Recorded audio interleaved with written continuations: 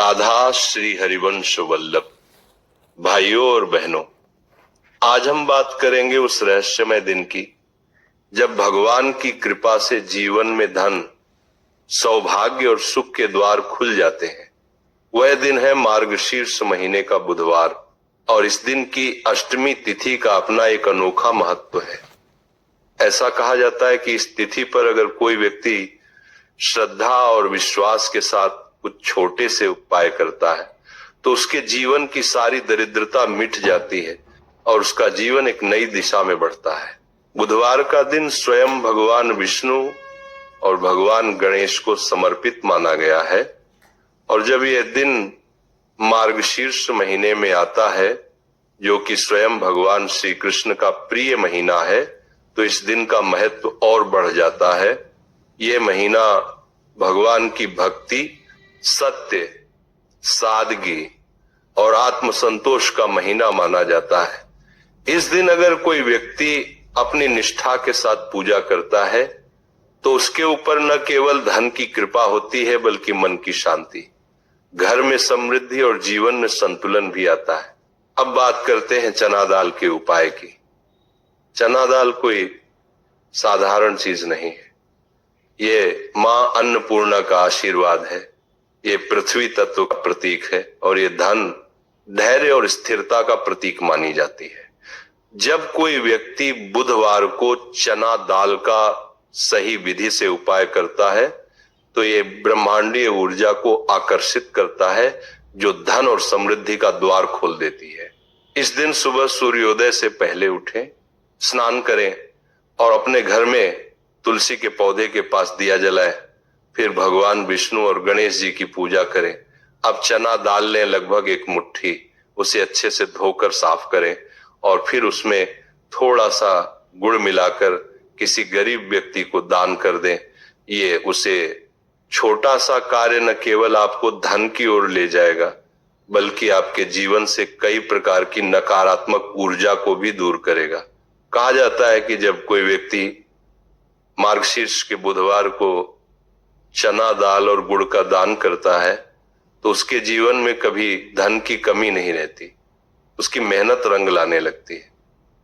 अगर आप किसी व्यापार में हैं या नौकरी में उन्नति की राह खोज रहे हैं तो यह उपाय आपके लिए अत्यंत शुभ रहेगा।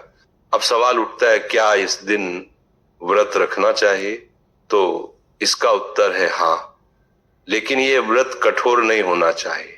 इस दिन हल्का भोजन करें, नमक का प्रयोग कम करें और मन में सच्चाई रखें। व्रत का अर्थ शरीर को कष्ट देना नहीं है बल्कि मन को संयमित करना है। अगर आप केवल आधे दिन का उपवास भी श्रद्धा से करें तो भी इसका लाभ मिलेगा। महिलाओं के लिए भी यह दिन बहुत शुभ माना गया है। यदि कोई महिला इस दिन चना दाल में हल्दी मिलाकर तुलसी के पौधे के नीचे रखती है और प्रार्थना करती है, हे मां लक्ष्मी, मेरे घर में सदैव सुख, शांति और समृद्धि बनी रहे, तो मां लक्ष्मी अवश्य प्रसन्न होती हैं। इस दिन का एक और विशेष उपाय है।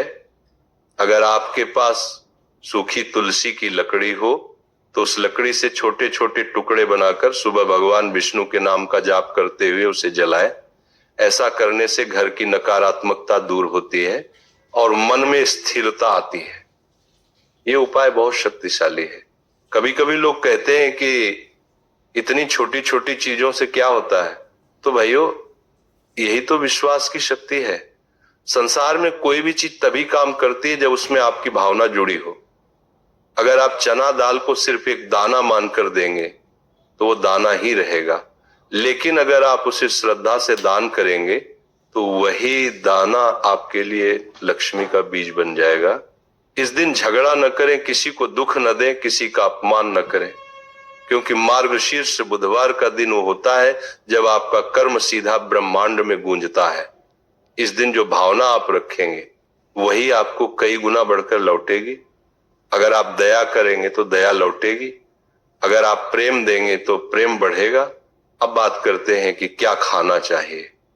इस दिन हल्का भोजन करना शुभ है। आप चाहें तो फल, दूध या मूंग की दाल खा सकते हैं। प्याज, लहसुन से परहेज रखें और क्रोध से बचें। शाम को तुलसी के पास दिया जलाएं और अम नमो भगवते वासुदेवाय का जाप करें। अगर आप ये उपाय नियमित रूप से कुछ बुधवार तक करते हैं तो धीरे धीरे आप महसूस करेंगे कि आपके जीवन में स्थिरता आने लगी, कामों में अड़चने हटने लगेंगी, धन का प्रवाह बढ़ेगा और मन पहले से अधिक शांत रहेगा। देखिए, कोई भी उपाय तभी सफल होता है जब मन शांत हो, नीयत सच्ची हो और भावनाएं निर्मल हो। मार्गशीर्ष का बुधवार हमें यही सिखाता है कि भगवान का दिया हुआ हर दाना, हर क्षण, हर सांस मूल्यवान है, बस उसे सही भावना से स्वीकार करना है। और अंत में एक छोटी सी कहानी। एक गरीब किसान था, उसके घर में हमेशा तंगी रहती थी, पर उसका विश्वास बहुत मजबूत था। एक दिन किसी साधु ने उससे कहा, बेटा बुधवार को चना दाल और गुड़ का दान किया कर। किसान के पास खुद खाने को मुश्किल से था, लेकिन उसने श्रद्धा से ये उपाय शुरू किया। महीने भर में न जाने कैसे उसका खेत हरियाली से भर गया, फसल दोगुनी हुई और घर में सुख शांति लौट आई। वो कहता था, भगवान ने नहीं, मेरे विश्वास ने कमाल किया। इसलिए भाई बहनों, जब भी जीवन में कोई उपाय करो, उसे डर से नहीं, प्रेम और श्रद्धा से करो।